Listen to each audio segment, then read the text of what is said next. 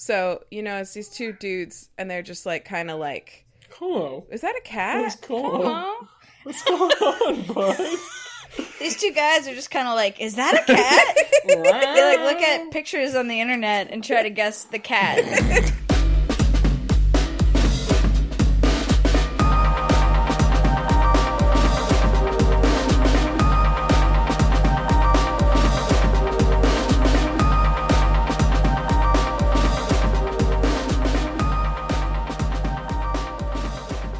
Welcome to WayTooBroad, a place for friends to talk about things they're really, really ridiculously excited about. I'm Hannah. You sound mad. Are you mad? Why are you ridiculously mad? I'm Hannah. And I'm one of your co-hosts. And another one is Ben. He's the one that rudely interrupted me. Rudely's subjective. Now I am mad. And the other one's Erin, who also interrupted me, but only at Ben's bad example. Hi, and only for comedic effect. Unlike Ben. I'm not mad. I'm just excited. Why would we be mad? It is a beautiful Friday. It's a silly, beautiful Friday edition of WayTooBroad. Did y'all have the 4th of July off? Yes. And only the 4th of July. So that's a weird work week. Yeah, it was like Tuesday felt like Friday, Wednesday felt like Sunday, and then Thursday felt like Monday. Yeah, and then today, Friday felt like Tuesday, but then it was Friday. Friday, here we are. Wait, is it not Tuesday? Silly Tuesday. Fridays. Did you work from home at all, Erin? I worked from home on Tuesday. That's cool. Yeah, it was cool. That's so cool. I got so sick on Tuesday. What? At work. What happened? Okay, this is like, I don't know if I'll keep this in or not, but I sometimes I get really, really, really bad cramps when and so it was like a surprise first day of my period. My cramps started before I woke up, so I didn't catch them in time to take drugs for them. Yeah. So I took drugs, but it was too late. It did nothing. And so I drove to work and I don't know if you get this too, Erin, but I get when I'm having really bad cramps, it also completely saps all my energy out of me. It's like my life force has drained. So I was a little worried I was going to crash on the way to work because I was so drowsy and I was nauseous. So I didn't eat or drink anything for the whole morning. So I was just in this horrible deflated state for the entire morning, and then finally when nothing had kicked in and nothing was better by noon, I was just I'm so sorry, can I please go home? I'm not useful. We were supposed to be cleaning out this storage area downstairs. Oh my god. And I was yeah, I know it was not air conditioned, and Tuesday was so hot here. It was 90 something. This whole week's been fucking hot. Fucking so hot. And people kept on asking me if I was down there, I was sitting in a chair in the middle of this whole big junked up place we were supposed to be cleaning, just disassembling this one thing just slowly with a screwdriver. and people kept walking by and being like, are you okay? Are you is it the heat? Are you too hot? And I kept on every time another person asked me, I'd have this internal struggle of do I just say yes or do I tell them the truth? And most of the time I told them the truth because I'm a total oversharer, as you guys are learning now. Well, plus it's not an overshare because it's more than half the population. Yeah. This happens to most of the people on Earth. True. Thank you for that validation. I appreciate that. And nobody was weird about it, so that was cool. That's good. They let you go home? So miserable. Yeah. They let me go home. It was pretty much let me go home or let me sleep on the floor, so they didn't really have a choice. So I came home and slept for the entire afternoon, and then I felt better. Oh, good. Congratulations. Yeah, that's really rough. Congratulations. Thank you. Man, sometimes I'll get them real bad, and I'll forget to catch them early, and I'll take ibuprofen, and then when the ibuprofen kicks in, I fall into a deep Me sleep. too. Me too. And then when I wake up, I'm drowsy. I'll sleep through my alarms. It's the euphoria after being in pain. Yes. That is exactly what happens. It's like we're related or something. But like, it's like we have a common shared experience because we go through the same thing every month. But it's like if they're not caught, then it's either take too much drugs and fall asleep, take too much drugs.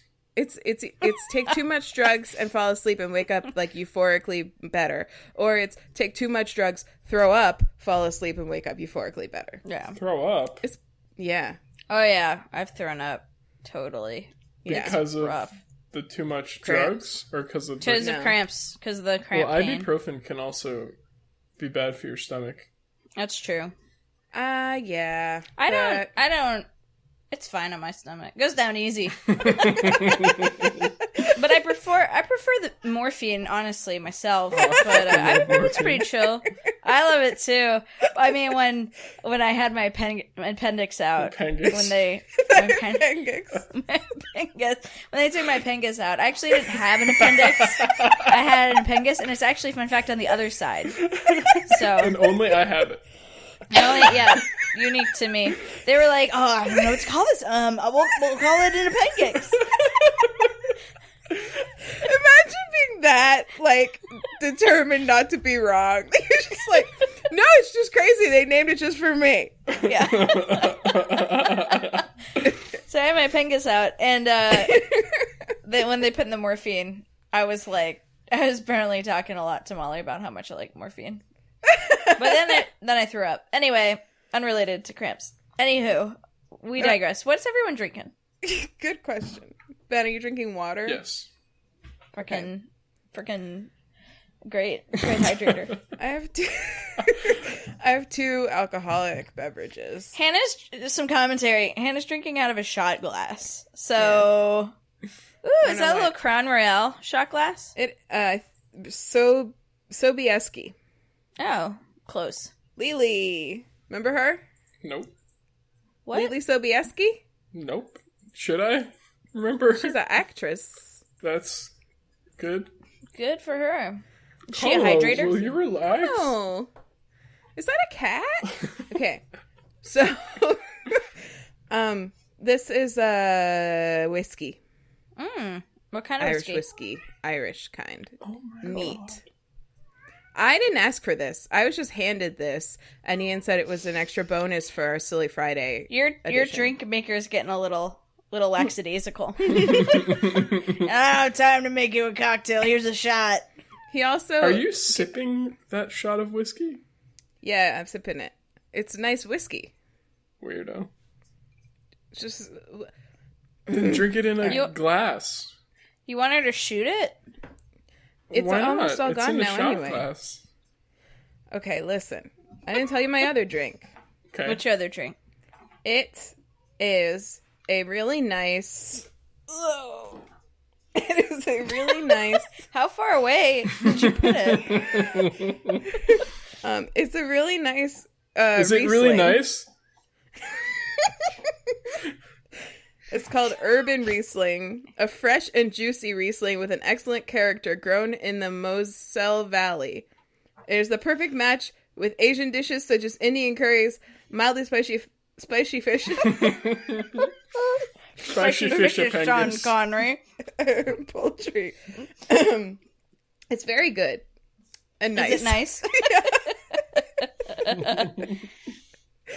Yes. That sounds great. I'm drinking a nice Sauvignon Blanc. This is nice. the end of that bottle. Molly and I killed it over Dimindin tonight, and I have a highball glass of port for when I'm done with my Riesling. Wowie zowie. Yeah. Hey, by the way, do you recognize this glass? I think this is ruby port, not tawny port. Port. God, port. That's my wedding glass. Yes, it is. I can't understand how you could tell because the condensation won't stay off. I used context because you were putting a mason glass in my face and I couldn't see anything on it, but I assumed that since you were shoving a mason glass in my face and asking me if I recognized it, it was not going to be from a pasta sauce you like, but rather my wedding favors. It's a ragu bottle. You like ragu, don't you? Wasn't that one of your obsessions this week? Or 1 week? Well, if we wanted to know that now, we could look it up. Where would we look it up, Hannah? Well, if we wanted to look it up, we could go to WayTooBroad.com/index. What? Erin made us a website, everybody.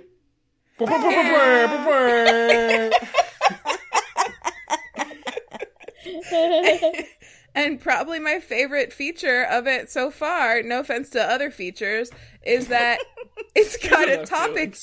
It's got a topic index of every obsession any of us has ever brought up. And you can click it, and you can find the episode it's in, and then you can play the episode right on the page. Right then and there. Right then and there. No, wherever you are. Do not pass go. Do not collect $200. You can give us $200. We should make a donate button. Yeah, we should. Yeah. But it's a great, good website, and you guys should all visit it and check it out see all the episodes. Great. How many episodes did it take us, this podcast, for us to realize that we needed a website and that I was a web developer and that we could just do that? Because it took me I've worked on it for 2 nights or something. It's hasn't less than taken a week. me long. It just literally never occurred to me. Are you there? Yeah. All right. Something made a weird noise for a second, but Como. now it's... Was it? He's meowing a bunch right now. I don't know why. He wants to be on the podcast because he's on the About page. It's true. Yeah. We put screenshots of our phone lock screens on our About page. They're Goose House themed questions on the About page. They're very good and fun. That was a brilliant idea, by the way. Thank you. It just came to me.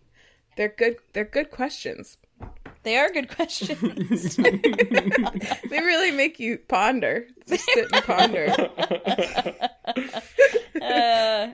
Yeah, by the time this episode airs, you should be able to just view it on your phone, go around, look around. Go around, look around. How lucky we are to have a site right now. But yeah, it was just I was like, hey, I really like this podcast website. So I talked to my friend who makes websites about if he would charge us money. And then Erin was like, fuck, I make websites. Wait, I get paid to make websites. I could pay myself. Wait. No, I could just do it. So that's what she did, and it's a great website. Thank you. I'm excited about it. Everybody go look at it. Just go check it out. A fun thing that happened was, WayTooBroad.com. WayTooBroad.com. A fun thing... A fun thing that happened was when Erin first started pulling episodes onto the webpage, that I also started an Instagram it wasn't the same day, but it was all happened in the same week. And so I went to open up our stats one day, and they were just through the roof, more downloads than we've ever had. And by far. And I was like, oh my God, Instagram is great. All the kids are on there. I'm so excited. And then I went and looked at the states that they were coming from, and it was all North Carolina and Massachusetts, and I was like, oh shit. I was like, I think there's something wrong with the website. But we fixed it. We're not padding our numbers anymore. No. It was only for a few hours. It was all the episodes were set to download automatically when instead of when you hit play. So every time you went to the homepage, it was downloading all of our episodes. Every time. It was pretty sweet. It was a real taste of fame, but unfortunately it was not real. No. Yeah. So I have upfront stuff. Yeah. I feel like there were a few things I need to remember. So you Okay. I have the return of an old segment Terminology in. Yes. Called it. Yay! Fucking called it. Fucking called it. So this was actually something that I said. We were watching. Yeah. I'm stuck to my chair. Holy shit. Okay. Is that what you said? No. We were watching the new Thor Ragnarok. We were watching. And you know, our beloved what's her face with the Tessa head Thompson. in the vagina? Janelle Monáe. No, the other one. Tessa Thompson. Tessa I Thompson. just said it. Okay, sorry. I'm sorry, Ben. Okay. Ben, I'm so sorry. So Tessa Thompson's in that, you know. She's great in it. Mm-hmm. She has this one scene where she's riding a Pegasus. And that scene came on. And I just, like, busted out, like, apropos of nothing. I was like, angel! Bird! Horse.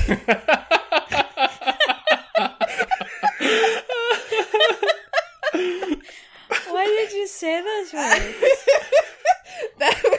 That was me trying to say Pegasus. Angel, bird, horse. That was on my list of things, is that they came out as dating this week.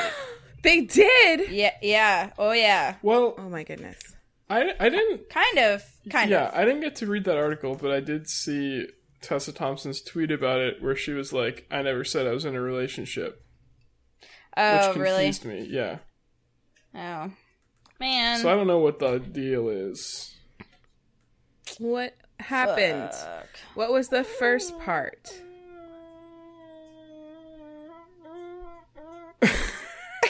Is that your cat? No, it's me. Oh my Why god. are you doing that? Oh, what are you doing? That was just my I'm looking it up on Twitter sound, but it was taking longer than I thought. I thought that might be what it was, but I didn't want to presume. I found the quote from Tessa Thompson. You want me to read that? I just found it too, but you can read it. Okay. All right. Janelle and I love each other deeply. We're so close. We vibrate on the same frequency. If people want to speculate, if people want to speculate about what we are, it doesn't bother me. It's tricky because Janelle and I are just really private people, and we're both trying to navigate how you reconcile wanting to have that privacy and space and also wanting to use your platform and influence. That was something I was conscious of in terms of this declaration around Janelle and myself. I want everyone else to have the freedom and support that I have from my loved ones about being bisexual. That's in parentheses. But so many people don't. So do I have a responsibility to talk about that? Do I have a responsibility to say in a public space that this is my person? It just sounds pretty official to me. Okay, so then yeah, this is what, because the headline of that article is like, what is it? It's like Tessa Thompson something with her relationship with Janelle Monáe. And I think well written. I think they need a raise. That author. I think they actually changed the headline since she made this tweet, which is why this is like the headline's different from what I remember before. But anyway, she tweeted about it and said, "Sometimes we cheer so loudly at someone speaking their truth that we miss what they say. Here's looking at you, media journalism. I didn't say I was in a relationship, but I said lots of other things. All below. One thing I missed: pride has no end." So she's being cagey about it. Yeah, and I think that's on purpose. She's acting like it's none of her business, which I don't understand at all. Yeah. I mean, I don't feel that way. What the fuck is up with that? Oh, wow. Okay. Well, that's then... Okay, so status still confusing. Check. Well, never mind that non-update. My other upfront thing was that I successfully remembered Ella Enchanted at my parents' house, and I'm rereading it. What a good fucking book. I'm so excited. Hey!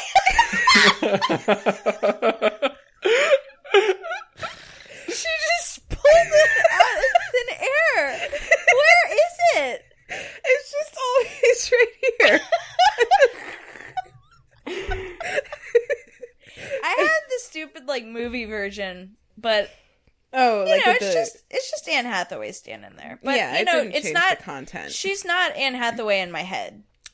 No, because it's not the same at all. No, she doesn't deserve to be on the cover of the book, but it's not her fault. And Anne Hathaway, I feel like she's too old. Yeah, she was, but I also feel like that's my one problem with Ella Enchanted is how young she was. So, like, I'm not too mad about that part. Gotcha. Honestly. Gotcha. This wine is so good. My wine's really good, too. It's nice. In the topic index, does that just show up as Ella Enchanted, or is it like Ella Enchanted deserves a miniseries? Ella Enchanted it's just Ella Enchanted. Is it? Yeah. No, it was Ella Enchanted deserves a miniseries, I thought. Well, I thought you changed. Maybe you changed it. Maybe I changed it, and maybe I should change it back. Yeah, I think you should. Because it's more true to our truth. True, yeah. Right. More true to the truth, it's true. Because your obsession wasn't Ella Enchanted. You kind of cut out for a second. I know, I'm sorry. I was asking, it's not your fault. I was asking I accept your apology. I'm still sorry. Thank you, Ben. Hannah, still sorry. Hannah, just accept the apologies. We move on. Okay, I accept your apology. Good, because you're just going to leave me with that sadness and unrequited apology for the rest of the show. What was your question? What was the original question? How far are you? Oh, not too 10 far. pages? Yeah, about. Give or take. Give or take. It's even good in the first 10 pages. It's just like a few. Yeah, it's really good. It's such a good book. A few, like right before bed. Like I'm getting in bed and I'm like, oh, I'm getting in bed past bedtime because I've been up late working on the website. But maybe I'll just read a few pages that far. Mm-hmm. Like, I shouldn't, but maybe I'll sneak in a couple. A cheeky couple pages. Don't tell anybody. Past my bedtime. Reading a young adult novel. Well, that's exciting. Mm-hmm. We'll have to catch up on it when you've read further. Yeah, next 10 pages we'll check back in. Okay. I'm going to do this book at 10 pages a week. Spoiler, it's real good. Anybody else deserves a miniseries. have upfront stuff? No. Please make it a miniseries. Please make it a miniseries. Okay. I feel like I had another thing, but I don't remember. But if I remember, I'll ping. I have like a couple of things, but I feel like they could bloom into full-on obsessions. And one of them is a little bit sad. Oh dear. Have you ever heard the or read the article that John Ronson wrote about? It's called like The Elephant in the Room, and it was like he wrote it in 2016, like right around the time of the RNC, when he's got like this weird connection. Do you know who John Ronson is? Nope. No. Let's start with that. Oh, do you know the book The Psychopath Test? Yes. Oh yeah. So he's that guy. Okay. He wrote that and a bunch of other books. He's like an investigative journalist, kind of. Mm-hmm. But like freelance. And he, one of the first things he ever did in like 2007 was he teamed up with a then pretty much completely unknown Alex Jones to do a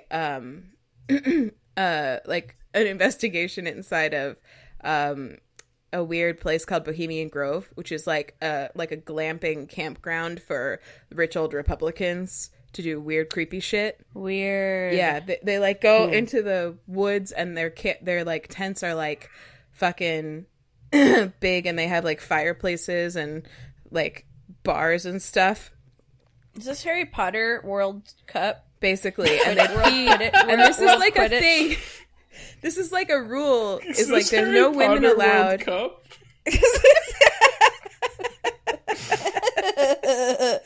It's kind of like that if they all looked like that guy from The Simpsons, the old man guy. Mr. Burns. Yeah. Oh yeah.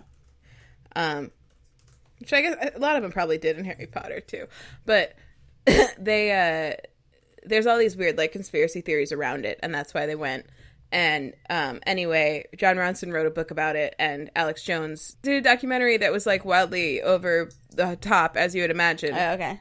And that was like how he started his career, Alex Jones. So, I don't know Alex Jones either, so... Are you serious? You don't know who Alex Jones is?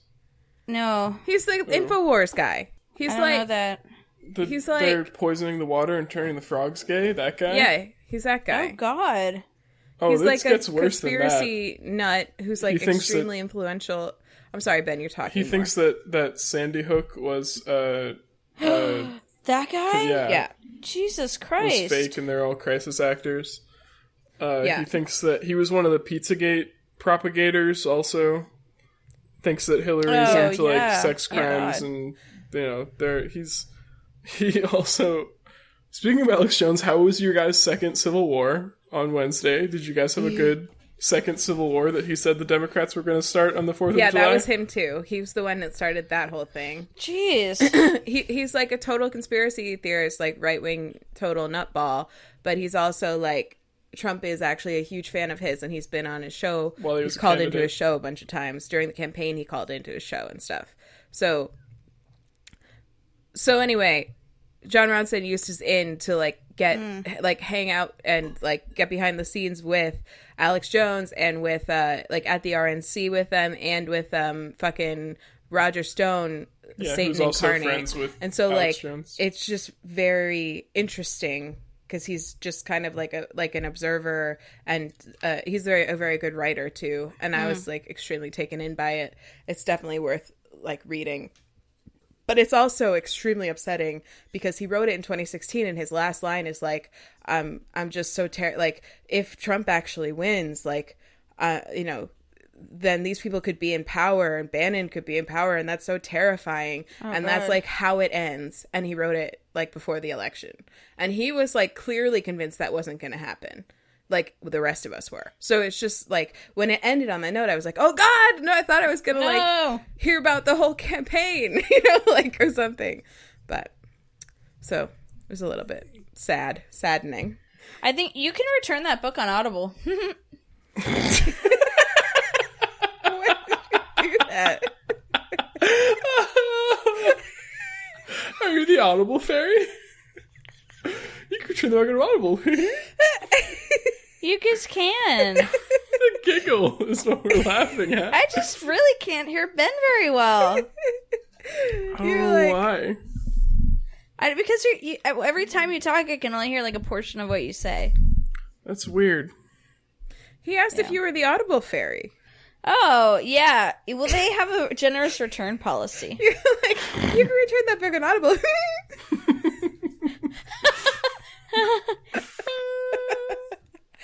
All right. Yeah, exactly like that. So, okay, we should get into it. Okay. Erin is first this week. Oh! I decided I wouldn't make you guys guess because you've gotten it wrong 2 weeks in a row. So I was right. I have been right. I knew I was first this week, too. Okay. See, Ben's gone now. I'm back. There he is. So I'm trying something. I was on like an Ethernet connection before. Oh, you sound a million times better. Yeah, sometimes my Wi-Fi is like actually much faster than my wired connection. I don't know why. Fascinating. Yeah, you sound like 100% better. All right, cool. Yeah, I mean, you still sound like yourself, so like, not great, but sounds great. Okay. Fuck. Took a burn. All right. Yeah, I feel like I'm talking to you now. That's so great. Okay. My obsession, I'm super into it because I was into this obsession last week, and pretty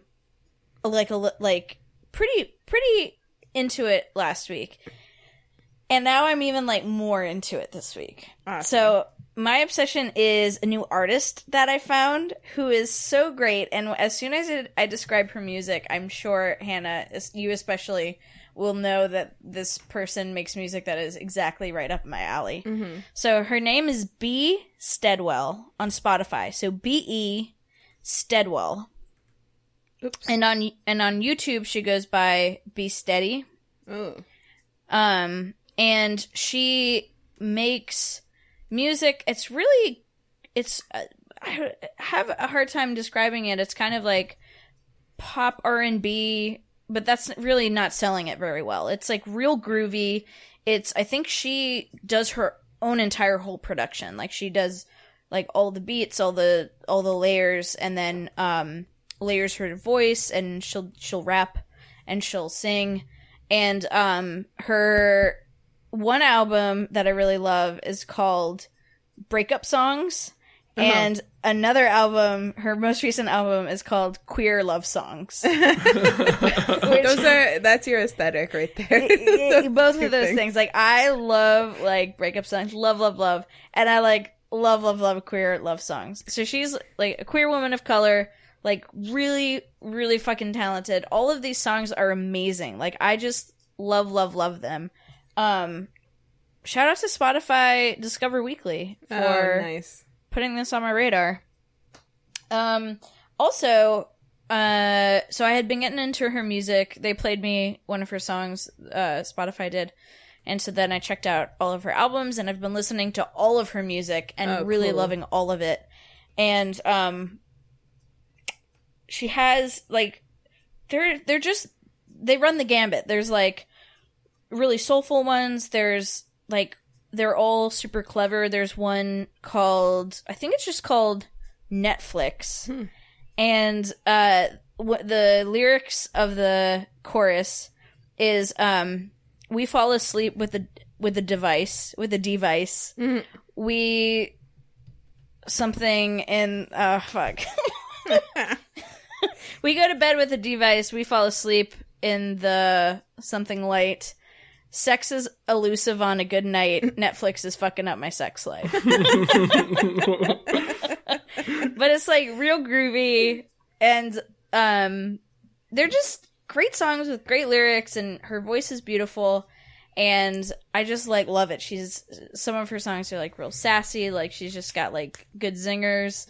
And so I was really into all her music. And then I thought I would just check her out on YouTube, and she has a pretty active YouTube presence, and I think also has on her website, in addition to all her music, I think she has some films too. So I think that some of her videos I watched, she mentioned that she was in an MFA program in New York. So I think that she is also a filmmaker. So I haven't watched any of her films yet, but I'm sure, based on, like, her music and her music videos, which are great, I'm sure they're going to be awesome. And she also, like, films herself recording some of her songs, and it's really impressive. So check her out. B. Steadwell.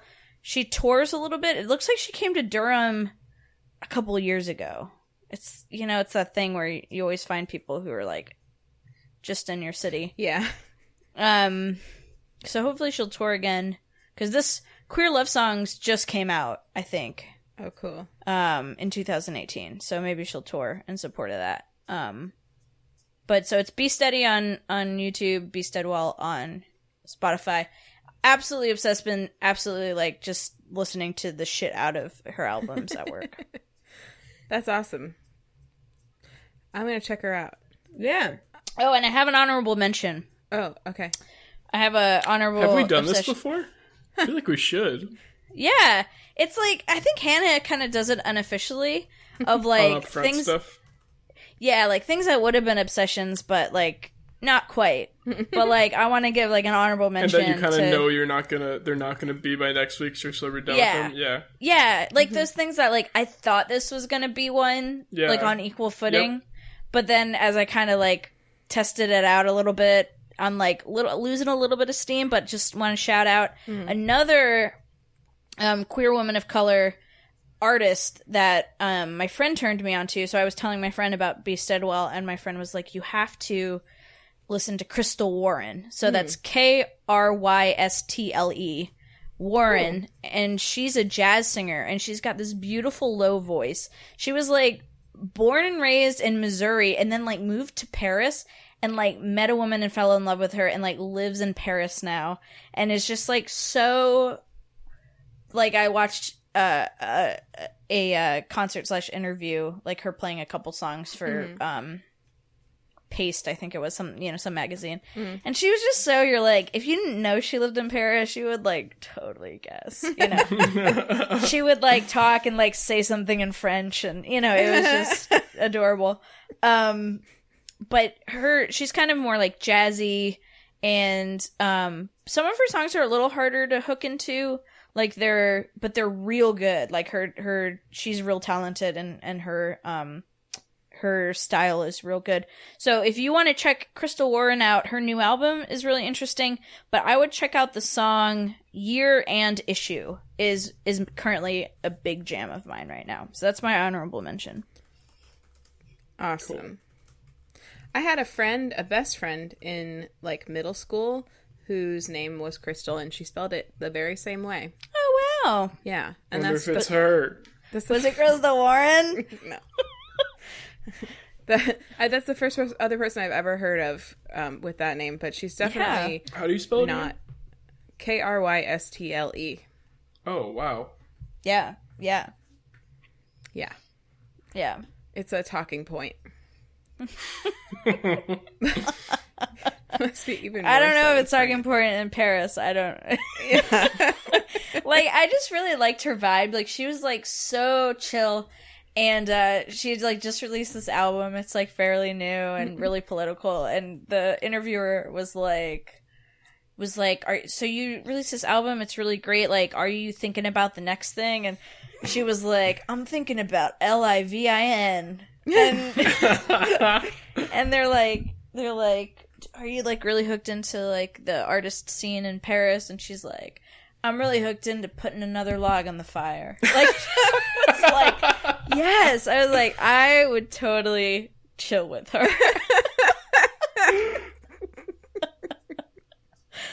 She was like, no, I'm not. She's like, I'll put out an album. Her like, it was like 2017 or 2018 that her most recent album came out. The last one was 2009. She's like riding it out. She's like riding it out until she's got to put out another one. And it's really good, like thoughtful music. But then it's like, oh girl, I'm done for like catch me in a decade. I love it. It's like some U2 type timing there. Yeah. I'm not a fan of them. I'm just saying. That's the fact about U2. I don't know why you had to. Kind of sounded like that. you might be. Yeah. Are you ashamed of possibly being a fan? I'm not a fan of that. Are you too ashamed? Nice. WayTooBroad.com. WayTooBroad.com. Great obsession and honorable mention, Erin. Do you have a Thank you. Do you have a song rec for B. Steadwell? Oh my god, everything. Okay. But good. I'll let me look real quick because I saved some of her favorites. It was like I was going through and saving my favorites, and then I was like had 2 of her whole entire albums. But let me get you a good one to like start with. Yeah, give me a starter. Well, the one that was on my playlist that kind of perked my ear was Greens, and that's the first track off of her new album Queer Love Songs. But oh my god, Sage. So Sage is definitely a good. Deleted You. I like how they're all really good, but I would say Sage is a really good like capture of what a lot of her music is like. Okay, I got it. I've documented it. Good. It's Ben's turn now. Cool. Good job. What's up, Ben? Erin. Hey, Ben. Oh, good.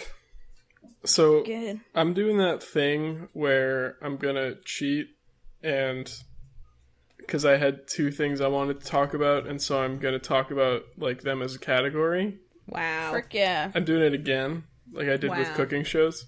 It's becoming a Frick yeah. pattern. Yeah, we're gonna kick you off this podcast. Well, Keep bringing honestly, the rules. the honorable mention precedent hadn't been set before this episode, so I might have just done that. That's But right. no, because then I actually like No, they were equal. I got to think. I started to like think about these more. So that my obsession is shonun anime, Oh. which is like it's not really a genre as much as a category, which sounds like I'm nitpicking because that's kind of what genre means. But like, it's shonen literally means like comics for boys. So it's like, which I don't know, sounds bad, but I'm gonna take us back from the edge on that. It's like it's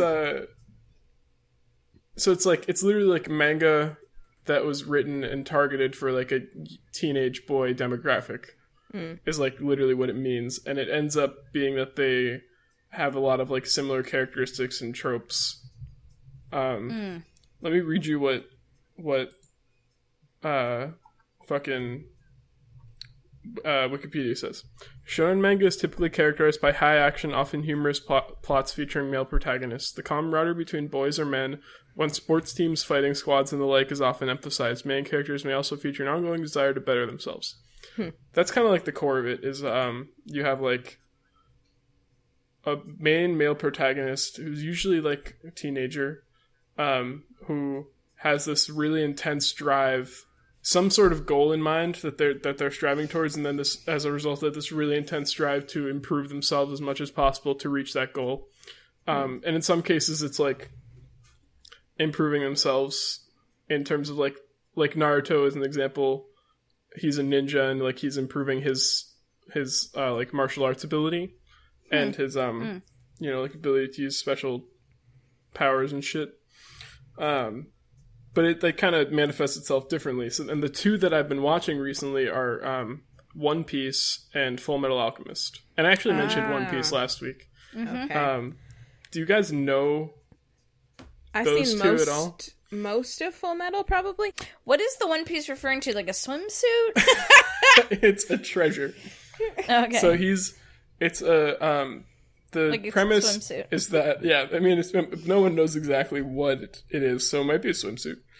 Yeah, there you go. That's all I'm saying. Keep an The open premise mind. is that Swimsuits are getting more and more expensive, you know. You're right. There's this pirate named Gold Roger who was like, he was referred to as like a king of the pirates because he was the strongest by far and got like all the treasure in the world and got the greatest, this like legendary treasure called the One Piece, and hid it somewhere. And then while he was caught, and while he was like on the executioner's platform, he was like, if you can find my treasure, you can have it. I like hid it all in one place with the One Piece. And this execution started what's called the Great Pirate Era, where like a ton of people become pirates to go out and search for this legendary treasure. Wow. I just really love imagining it as a One Piece swimsuit. Like somebody finally finds it after devoting their life to it, and they're like, I have like 800 plus episodes to watch this, and I'm gonna imagine it like that the whole time. Yeah, it's fun. It's You're really welcome. fun. Like that this whole thing is just to go get a swimsuit. And a bunch of treasure. Like, it's not like that bad. It's just like on a pile of gold. yeah. The very top is... you're gonna be able to retire, buy a nice beach house, and then you're gonna be like, time to go swim on my beach. Oh fuck, I don't have a bathing suit because I've devoted my life to crime. JK, I can just wear this one piece. You know what's actually funny thing about that is that the I main thought all character... of that was funny, Ben. I don't know what you're implying. The main character of the anime can't swim. Oh. Because so this is the other thing is there are these things that exist in this world called devil fruits, which like give you different powers depending on the fruit. Like the ones we've seen so far are the main character ate one called the gum fruit, which allows him, it like makes his body basically rubber. Like he can stretch, and that's like what he uses to fight really effectively, is like stretch his body in different ways and make his punches and kicks really strong. But there's also like one where there's a guy who can like chop himself up at will and like make his body parts float around and do shit. Wow. And there's a guy who can like turn his body into smoke at will. Are any of them like useless superpowers? Okay, there's this weird one that just came up that I don't understand. There's this pirate who ate something called the smooth fruit. And it made Diarrhea. it so that she's incredibly smooth and like not affected by friction. So it like apparently makes it so that anytime like anyone tries to hit her with like a sword or a club or anything, it just slides off. So she's like immune to being hit. Wow. But like that's pretty not useful. what I think would happen if your skin became super smooth, right? Like Yeah, you just have an advantage once you got that one piece in winning the Olympics. Putting it on, yeah. So the downside about devil fruits, the downside about devil fruits is that the like mythos around them is that when you eat one, the sea hates you because like they used to be owned by the devil of the sea or something. And so anyone who eats one loses the ability to swim, and like if they go in water, they just sink. They can't swim at all. That's a no for me.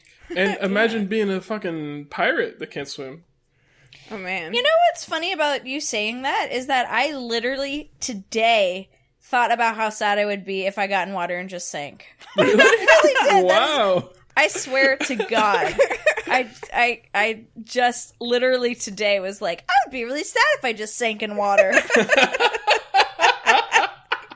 Like literally this afternoon. It was like 11 a.m. You can relate with Luffy then. That's his name. Lufa. Monkey D. Luffy.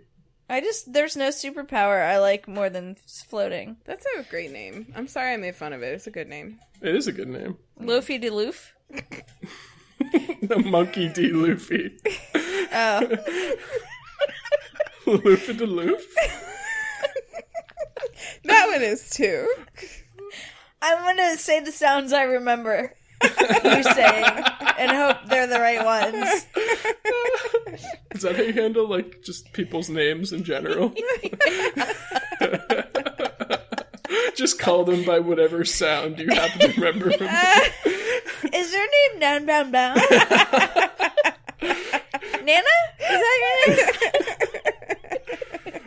name? Yeah. So One Piece is really good. And it's also really long, which I am excited about. So that turns some people off because it's like an intimidatingly long thing to watch. But so last year, Kylie and I watched all of Naruto, which is similarly long, though it's ended. One Piece is still going on. It's like 700-ish episodes, I think. I don't remember exactly how long, but it's long.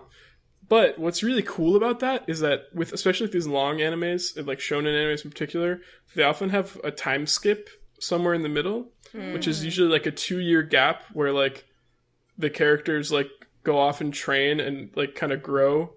And as a result, because you're with these people for like so long, you like almost feel like you're growing up with them.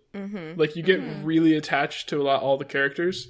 And from what I've heard, that's especially the case with One Piece because like his pirate crew like grows as you go on this adventure. And all of the crew is like, they're like all really strong characters. With Naruto, it like mainly focuses on him, but there are a lot of other like really important characters you get attached to. So I like I said, I want to try and like kind of redeem the fact that shonen anime is like literally means for boys, because for one, I think that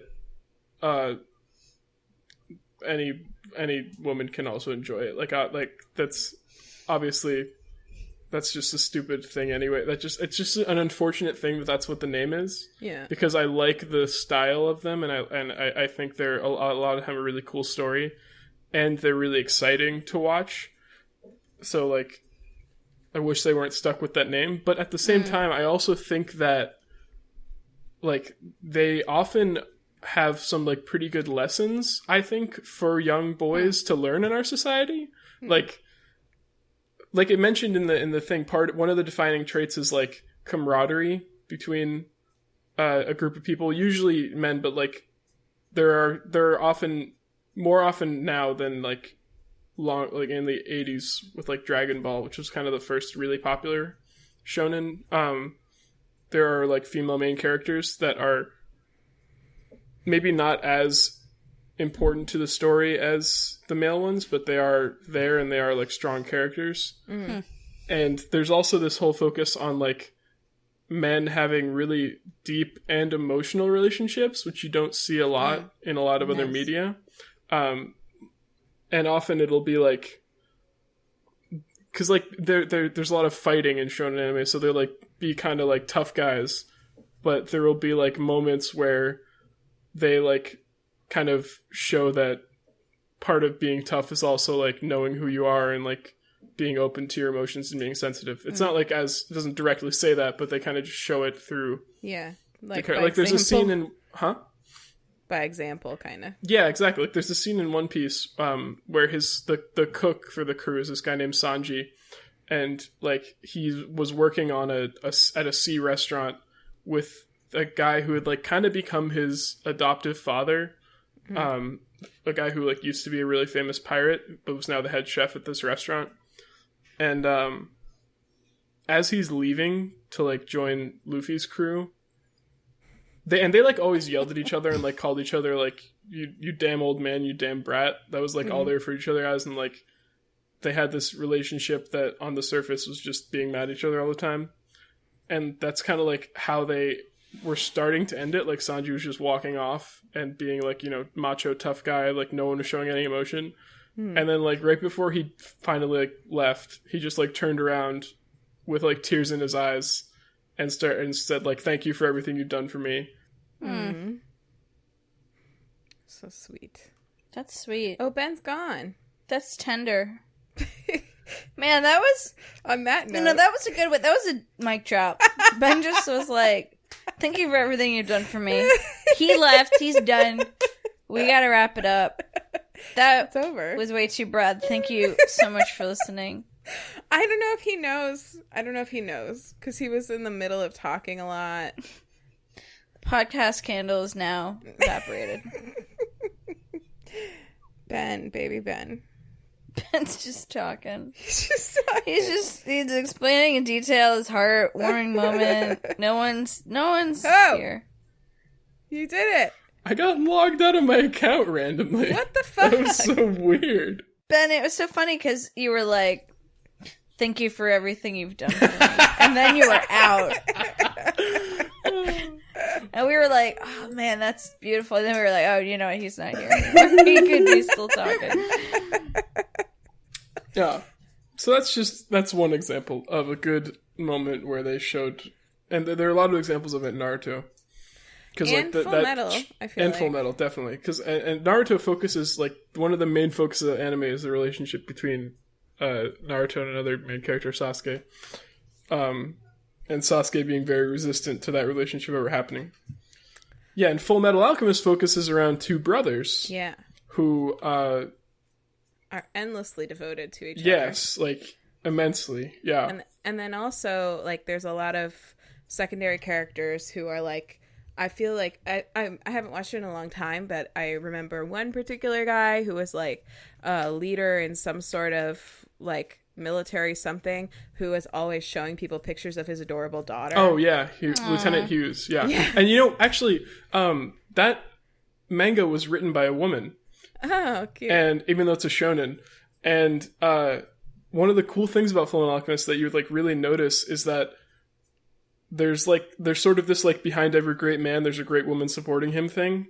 Where, like, every strong male character in the show has, like, a female who's, like, kind of his not his guardian, but, like, you know, someone who cares about him and sort of, like, make sure he's taking care of himself and everything. And they're often, like, very strong and, you know, will give him shit and yell at him for when he's being dumb. And yeah, actually, even the main character, he's got, like, an arm that's mechanical. Yep. And he's got a I would say, like, a sort of best friend. Yeah, she's a childhood friend of theirs who became it's called automail, these, like, metal limbs and stuff that they have in this world. And she became an automail mechanic. Yeah. Oh, and cool. she's She like, always, like, fixes him up. and yells at him for breaking her automail. Yeah, they have a cute and nice relationship. Yeah. So not full metal, just like partial metal. No, there's a whole a whole thing that happens with that because his brother is his soul inside an empty suit of armor. Yeah, it's and not a big deal, okay? Don't everyone make a big always deal thinks out of that it. he's the Fullmetal Alchemist. It's a funny thing. It's so hilarious because he's really short and his brother is younger, but he's really tall because he's the suit of armor. So that show, I think if I were to recommend, which I will as part of, you know, how our show works, if I were to recommend the entire platform of this program, a show like a shonen for someone to start with, I to get kind of into the genre a little bit, because Fullmetal Alchemist isn't a super typical shonen, but it still falls within the umbrella. I would recommend that one because it's just like a really good drama series alone, not just a good shonen. Like, it's just a very, very good show. The premise is that there's like this kind of alternate reality where alchemy actually exists, but it's like a hard science, and it's also in this country that it takes place in. The military uses it as a weapon most of the time. They have people that are called state alchemists that they like use to, in one case, commit genocide. That's a big plot point from like before the show starts. And the main character is a relatively young kid. I think he's like 16, who attempted to human transmutation to bring his mother back to life. He and his brother did. Allowed. Which, it's like a taboo. Because there's this whole idea of equivalent exchange, where like no matter what you make with alchemy, it has to come from something else. And there's no equivalent exchange for a human life. So as part of that human transmutation, his brother lost his entire body, and then he lost his arm and his right arm and his left leg. Wow. And he then transmuted his brother's soul into a suit of armor. And this, despite the fact this was like a huge taboo, transmuting a soul is like really, really impressive, especially for how young he was. So it got him noticed by the military, and he became a state alchemist. Yeah. And then like the whole show is these two brothers trying to work together to get their bodies back. Yeah. Sometimes you gotta break a few rules to get ahead. Yeah. Goddamn right. Sometimes your whole body falls off, and that's okay. It happens to all of us. Just tenacious. You gotta keep persevering. Just tenacious persevering. Angel!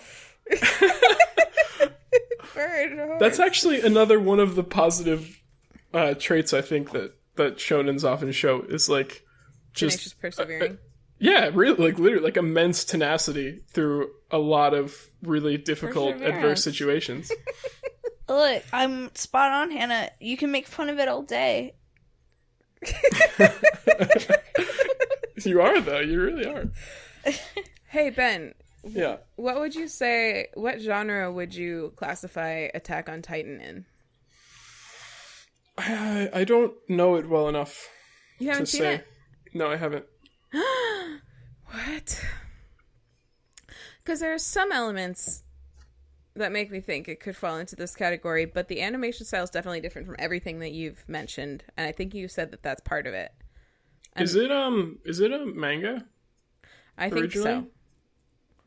I think it was originally published in Bisatsu Shonen magazine. Oh, well. So there you go. I think you would like it. What does a manga make? What? You know how they say animation does not a manga make? You know, so I thought I was trying to start on that, like, what does a manga make? No one says that, you know, that way of phrasing a sentence. So it's like... Okay, you want to know what a manga is? What a manga make? What makes a manga? Oh, that's the way I would say it. What makes a manga? A manga. You mean like what... What is a manga? It's versus basically like an anime. Well, manga's comics. It's like Japanese comics. And anime is a show. Oh, I see. I'm sorry. Paper. It's all good. Versus Fullmetal Alchemist is the name of the show. Yes. And the cool. Well, okay, but for homework, we'll get to it later, but I'm going to say it now anyway to read it, and I'll reiterate it later. There are two on Netflix. There's Fullmetal Alchemist, and there's Fullmetal Alchemist Brotherhood. Fullmetal Alchemist Brotherhood is the one you should watch. Oh. Because This is that one, yeah. It more closely follows the manga. Fullmetal Alchemist, the original anime, which actually came out first, Fullmetal Alchemist, it splits off about like halfway through and ends differently. Weird. There's three. There's three things on Netflix. Is there a There's movie? a lot more than 3 things on Netflix, Erin. There's a movie. I tend to not watch movie. Look at this. Oh yeah, there's a live action movie. What? Live action? Yeah, we watched like a scene of it. It's really fucking dumb looking. Oh, you know, this still looks really fucking it looks dumb. really bad. It looks really bad. The poster art looks good. But then the still, I'm like, oh, I wouldn't watch that. Yeah. It's like an upshot. It's like the camera's at his feet, like looking up this bad costume. Yeah, it's bad. I'm like, yeah, no, okay.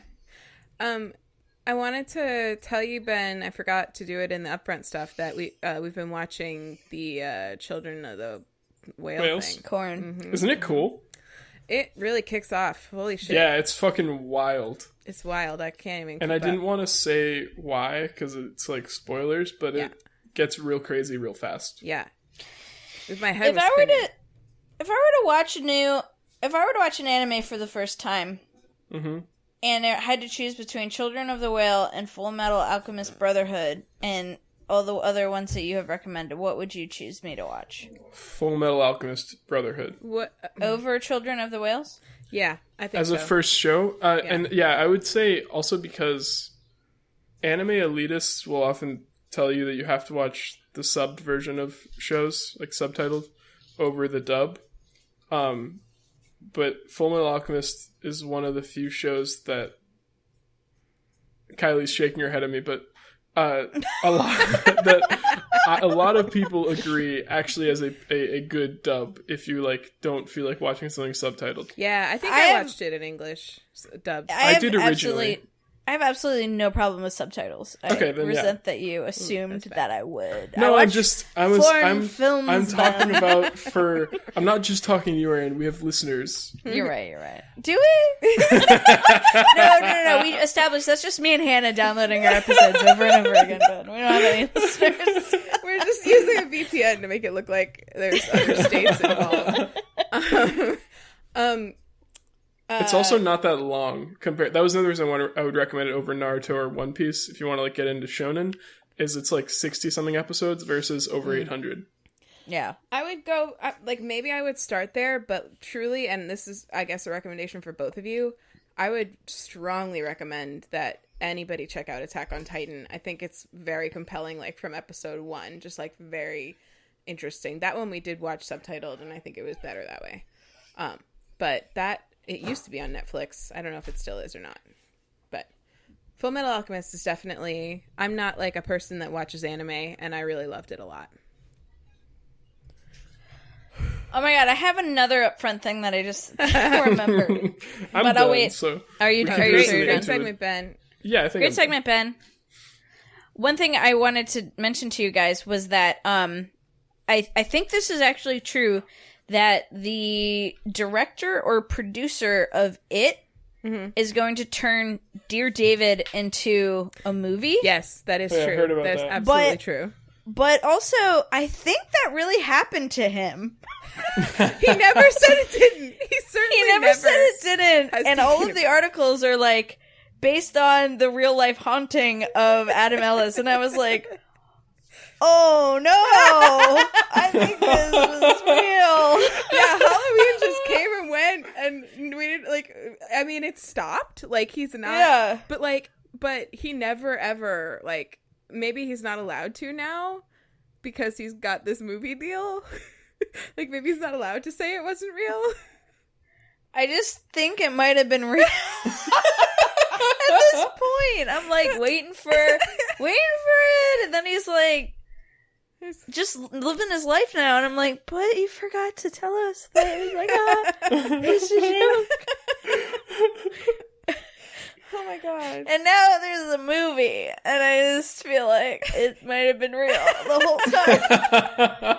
There's pictures and everything. I'm really excited about the movie. I hope it's good. You think it'll be good? I don't think I can watch it if Dear David is real. I don't think it's real. I think that the end game was to get something like a movie out of it. Yeah. You're right. Yeah. Don't worry, Erin. Your worldview is intact. Thank you. Thanks, Hannah. You're welcome. Okay. All right. So, it's me? Yes, yo. It's me. Welcome to you now. Welcome to me now. So, my obsession, I just found today. Oh. Or yesterday, actually. It's a YouTube series and kind of channel It really came out of left field. I don't even remember. Oh, like Ian found one of the videos and we started watching it, and then I was like, this is so charming. I love this. And we've watched all of them now.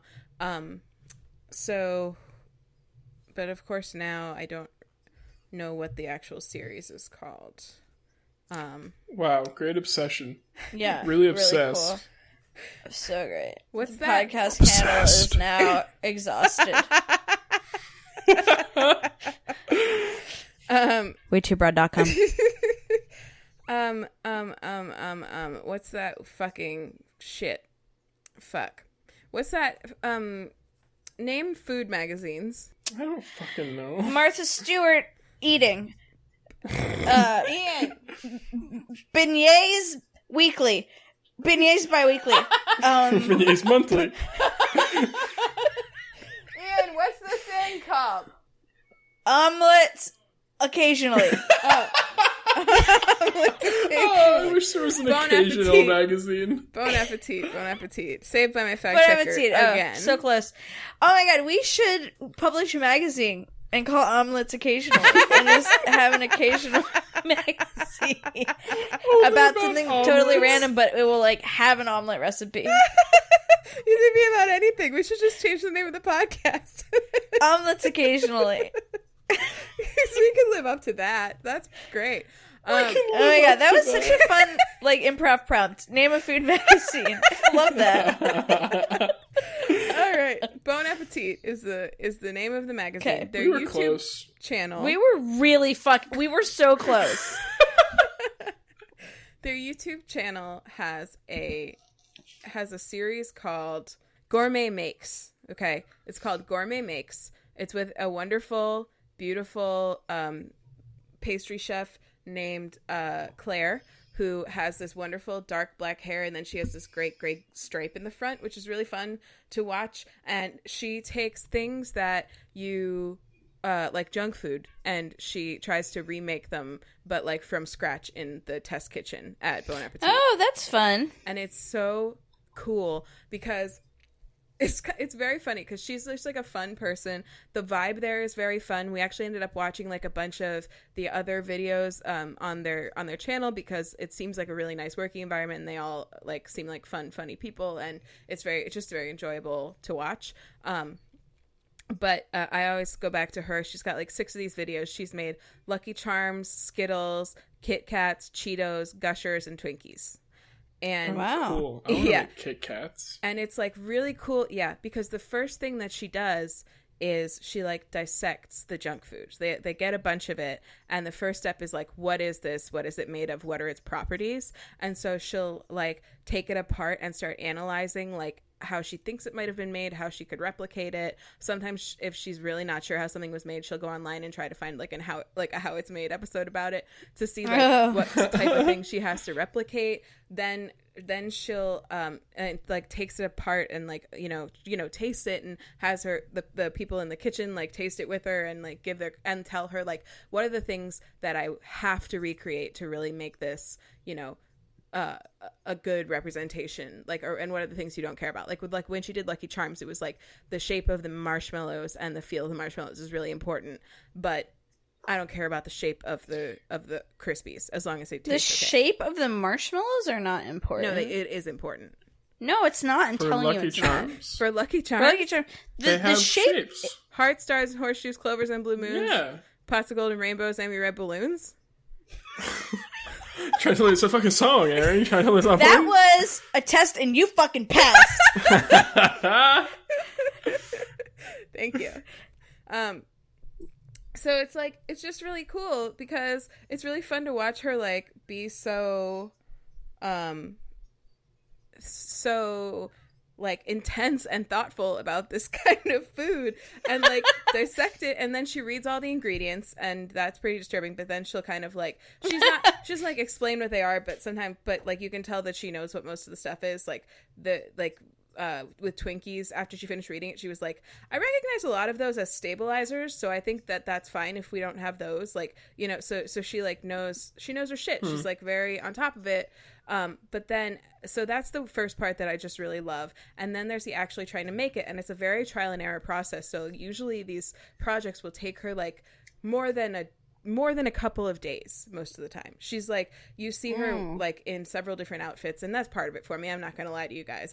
She has great outfits. Okay, so like, I appreciate your honesty. I do. But I'm not gonna sit here and tell you they're not part of the thing. I was gonna come here tonight and tell you I hate her outfit changes. I love them. I love them. The lighting, the wardrobe changes. It's great. I love it. The gray streak in her hair. I love it. Love it. It's so good.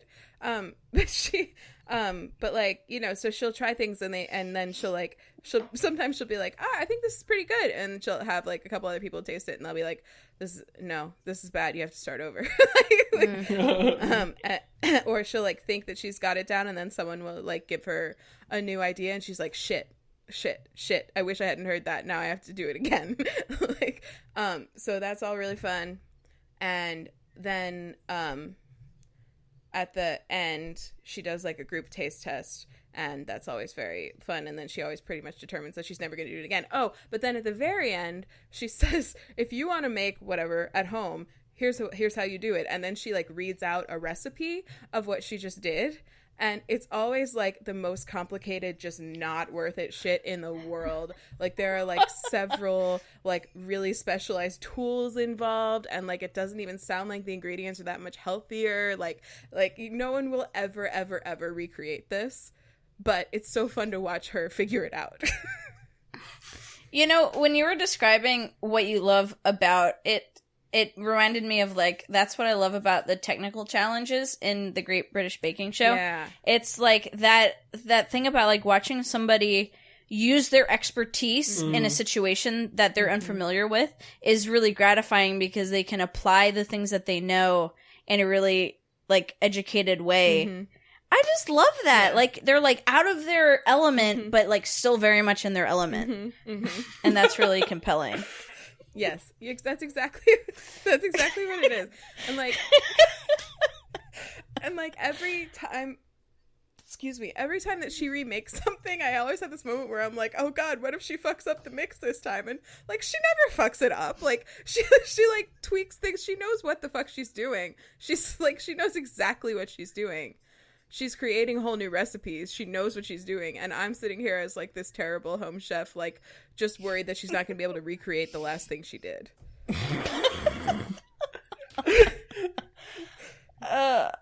She always can. She's great. She just can. Yeah. And in a new outfit. Yeah. And there's this, the test kitchen manager, his name is Brad, and he's probably her boss. But they have a really, like, seem to have a really good relationship, and he's always, like, popping in to like, be like, I think we've almost got it, and then she's like, what are you talking about, we?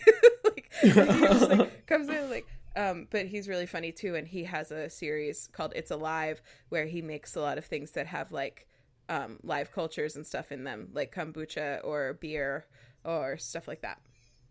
Sauerkraut. Cool. Kombucha. He's got a really weird accent, and they make fun of it a lot. On the what is it? Worder, like that. He says what? Worder. Worder? What? Instead of water. Worder. Where is he from? Midwest somewhere, I think. Probably. Freak. Freak. It's fun. You guys should check it out. It's really good. It's good. We watched it all night tonight. It was fun. It's like a good Great British Bake Off withdrawal. It sounds like. Yes. It is. My parents said that they're watching a new season on PBS, but it's not the new people. It's like the same old people, but an earlier season, but a new one for us. Oh, really? So keep your eyes out for that one. Keep your ear to the eyes. Keep your ear to the grass. Right.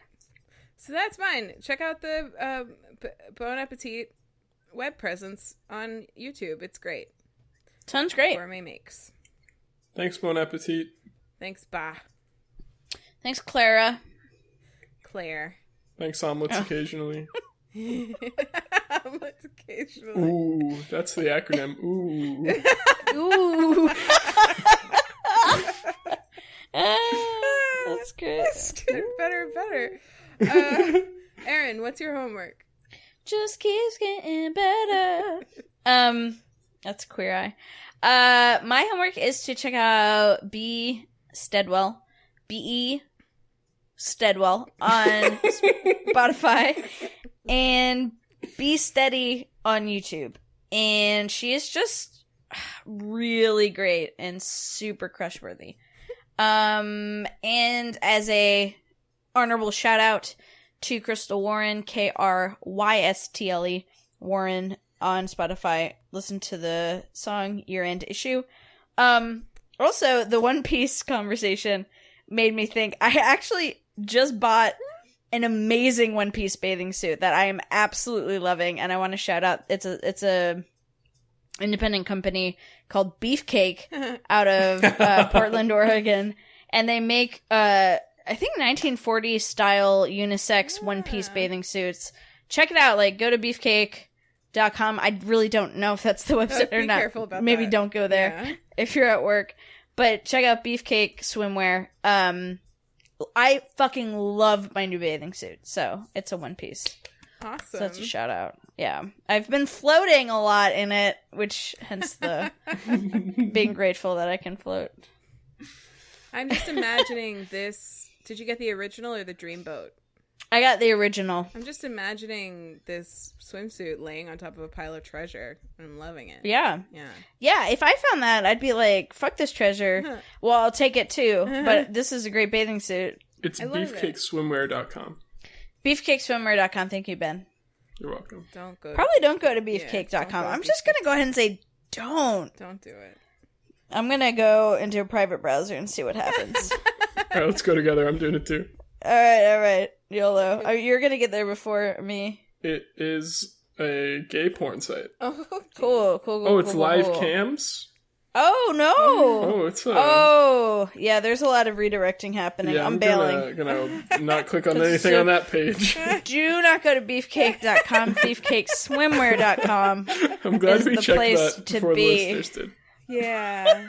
That's gotta be an issue for them sometimes, too. They chose that name. I really don't know what they I were love their logo. expecting. Yeah. Hey, Ben. I love this. The swimsuit is like such good quality. It's very comfortable. I feel like myself in it. Yeah. It's just really great. I love all these pictures of all different body types and like types of people wearing this with this bathing suit, and it looks great on everybody. Yep. It's amazing. Awesome. What's your Twitter? My Twitter's at Erin Byrne. I review lesbian movies on Instagram at LesbianMovieReviews. WayTooBroad.com. WayTooBroad.com. I make websites, which I didn't remember until this week. Visit WayTooBroad.com. It's great. We love it. Erin makes good Shibbity-boop websites. bop. Ben. No. Yeah. Ben. Don't tell me what to do. Just do it, though. Okay, so my homework is to watch a shonen anime of your choosing. Or read a shonen manga. They're good to read too. If you want something good to start with, I recommend Fullmetal Alchemist Brotherhood because it's about 60 episodes and it's really good. And I've watched all of Naruto and I love it a lot. It's long though, but it's so good. Oh, I wanted to tell you that one of the guys from Terrace House has been watching Naruto recently, and I know that because I follow him on Instagram and it keeps showing up in his stories. Just like his screen watching Naruto. That show makes me feel so much. That's just the way it makes me feel. Love that song. Also, One Piece is really good if you want to watch that too. If you like pirates. My Twitter is NEDiscoGreg. I post pictures of Como. He's the best and the cutest. Yeah. In the world. Yeah, he's pretty fun. That's it. He's good. My homework is to go to youtube.com/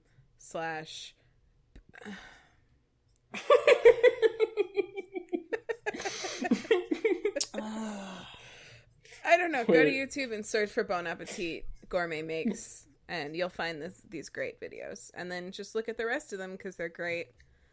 It just seems like a nice place to be.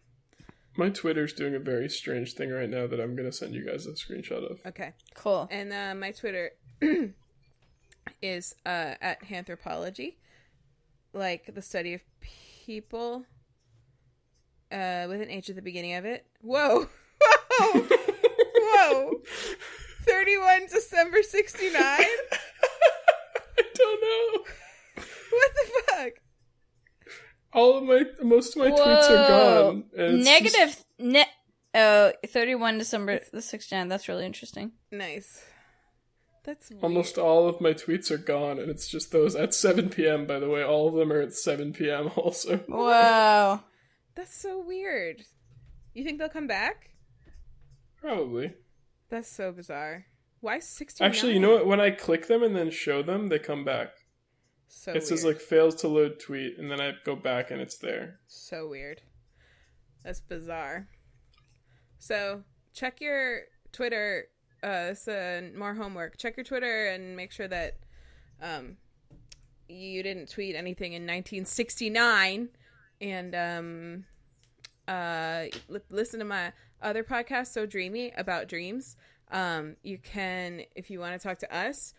Oh, you know what? We should put a contact link on the website too. Yeah. Mm-hmm. But if you want to look at our previous topics, or browse, just look at our About Us section, which is pretty great, or just like follow the developments on the website will be pretty well done by the time this comes out. You can go to WayTooBroad.com and you can look there. WayTooBroad.com. Beefcake.com. No, don't go there. Don't go there. Find all of our podcast stuff at beefcake.com. You can email us at waytoobroad@gmail.com. You can tweet at us at TooBroadPod, TOO Broadpod, and also you can follow us on Instagram at WayTooBroad. And also leave us a 5-star review. Please leave us a 5-star review on iTunes. We would love you forever. We would give you pretty much whatever you want. You want a pixel book? Leave us a review. Done. Leave us a 5-star review. It's yours for $1,000 and a 5-star review. Yeah, leave us a 5-star review and send us $1,000 and we'll send you a pixel book. It's that easy. Oh, you know what I could do is I could pull in the Twitter feed, I could pull in the Instagram feed, I could just do it all on the website. Yes. But those might not be up, so God, why don't you make a website, you listeners? It's not just a cake walk. So okay. It's not just an omelet occasionally, okay? Can we just make it a sub-page that's just our newsletter and it's just okay, good. Okay. Yeah, no, we're gonna have a whole tab. It's gonna be called Omelet Occasionally, and occasionally we'll post an omelet recipe. I love it so much. Okay, thanks everybody for listening. Keep an eye out for Omelets Occasionally coming to your newsstand soon, and the podcast candle is now extinguished. Evaporated. Exhausted. The candle is now exhausted. Exhausted. That was very Bye. Bye.